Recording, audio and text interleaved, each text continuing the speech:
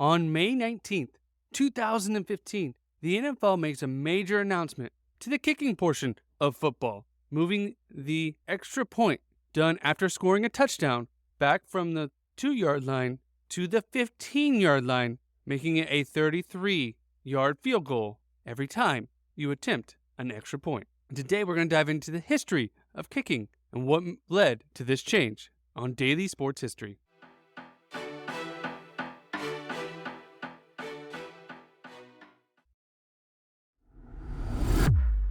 Welcome to Daily Sports History. I'm Ethan Reese, your guide to a rapid deep dive into sports history every day. Now, back when football was first starting, it got its name because kicking was more emphasized, and you actually got more points for kicking than you did for scoring a touchdown. In 1883, the scoring system had field goals counting as 5 points and touchdowns and conversions only worth 4 points. Then in 1897, they raised the value of a touchdown to 5 points and lowered the conversion after to 1 point. Then in 1904, they devalued the field goal to 4 points. And 5 years later, by 1909, they would have changed it to the modern 3-point value. And 3 years later, they would change the touchdown to 6 points, giving us the regular scoring system we have to this day. But this tells you why the game was called football rather than throw ball or rush ball, because it was focused on feet at the beginning. And over the years, they played with where that conversion,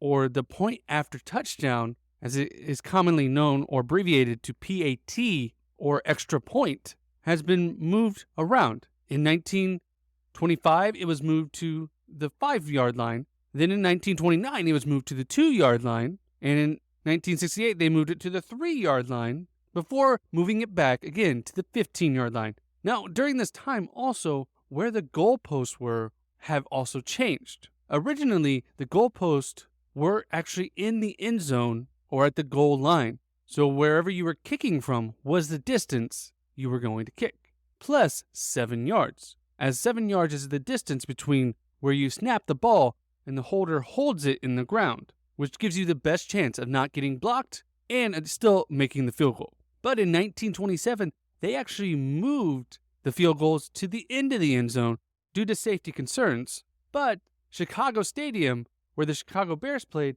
was too small to make this accommodation. So in 1932, they moved it back to the front until 1974, when they finally moved them officially back to the back of the end zone, adding 10 yards to every field goal. Now, added into the field goal is the hash marks.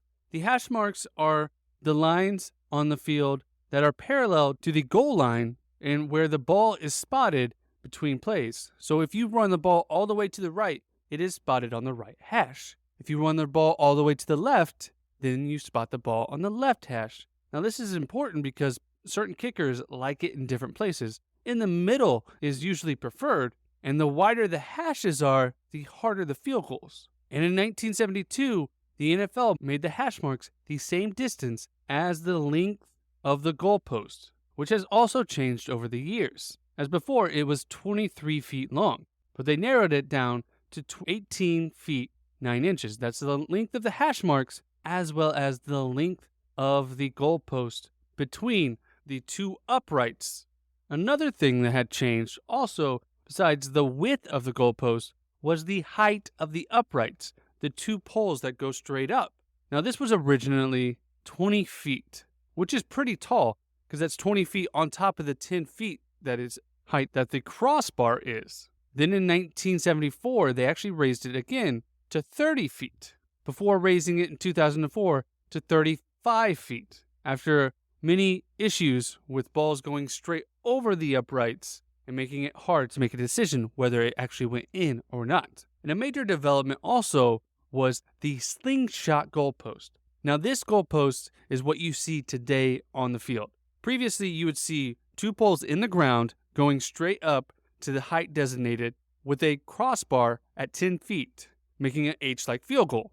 But the slingshot field goal is what we see today, which is safer for the players as it's farther back so the players have less chance of running into it. And it has a big arc that leads up to the 10 feet crossbar and holds everything up for the field goal so that there's space for the players to run out of the end zone and not run into the field goal, as that's why the field goal has been moved previously due to players running into it when it was in the end zone or even at the back of the end zone. And they adopted this back in 1967. Now, you still see some of the older goalposts in some lower NCAA schools or even some high schools, as field goal posts are expensive and can cost well over $5,000, if not more, depending on the exact dimensions you need. But the real question, after all of these changes they made to the actual field goal posts and how they kick field goals and the scoring, is why did they make this change in the NFL to move the extra point back? And the reason was to add excitement to the game,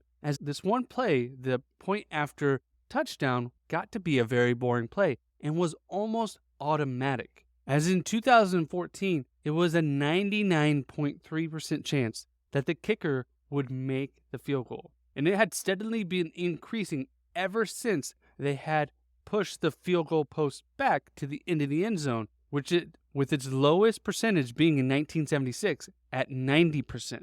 So it was still a very high percentage play at the 3-yard line at that time, but has progressively gotten better. And the reason is because of Pete Golak, who really innovated the sport. Now, he was a kicker as we know it today, but previous to him making his pro football debut, it was very uncommon for kickers to use the soccer style, where they stand back at an angle and run up to the ball instead of running at it straight on. And his innovation was astounding. He was selected in the 12th round by the Buffalo Bills out of Cornell University. In his very first preseason game, he broke the field goal record, kicking a 57-yard field goal, and showed much better consistency and had a better percentage than anyone else in the league. And he continued that when he made his way into the NFL with the New York Giants. And this led to other NFL teams going after soccer kickers rather than the straight-on kickers they had before. And by 1984, there was no more straight-on kickers. And the last straight-on field goal that was kicked was in 1978 by Steve Cox, who was a punter filling in for the place kicker who got injured. Now, this was the major change that led to field goal percentages being much higher and the PAT being almost automatic as kickers got more specialized and were more focused. Because before, the straight-on kickers usually played different positions, but Gogolak changed everything as being a specialist in kicking, and this led to other teams having a specialist only focused on that, helped increase the percentages.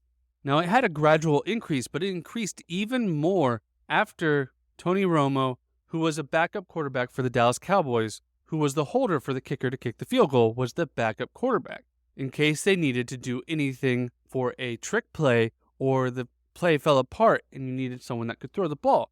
This changed after he was the backup, but got into a starter role, and he fumbled the ball on a playoff kick that could have won them the game, and they wanted to change this position. After this, teams adopted more of the punter to be the holder, which is more commonly seen today. And this allowed teams to not only have the kicker focus on this, but the punter and kicker, who are specialists, can focus on just kicking all day long. You didn't have to wait for the holder, who was an actual player, to come over and help with kicks. And this led to higher percentages as you could work on field goals more and more. And also with the specialization of the long snapper, who is a designated position and usually does not play another position. So the specialization of the kicking game, giving you 3 specified players, helped increase the percentage of the field goal. And when they first instituted this in the 2015 season, field goals dropped from 99.3% all the way to 94.2%,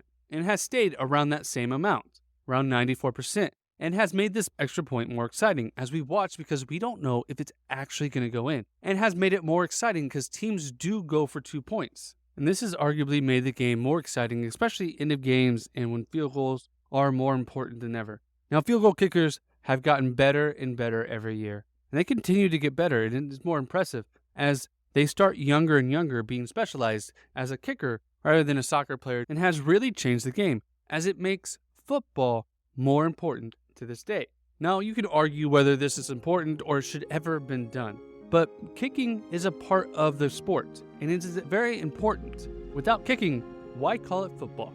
Though the rules changes may be better or worse for us, I think taking the chance at a rule change and doing something different is always important, and to make it your own. If we just did the same rules over and over and over, the game might become stagnant for us. It might not continue to grow and be the game we love to this day. There's aspects we probably don't like, but we still love the game and still sit there every Sunday rooting for our team. And if you want to root for our team at Daily Sports History, please post on your social media saying how much you love the show, share your favorite episode so that everyone can know that you are a sports historian learning about sports every day. And come back tomorrow for more Daily Sports History.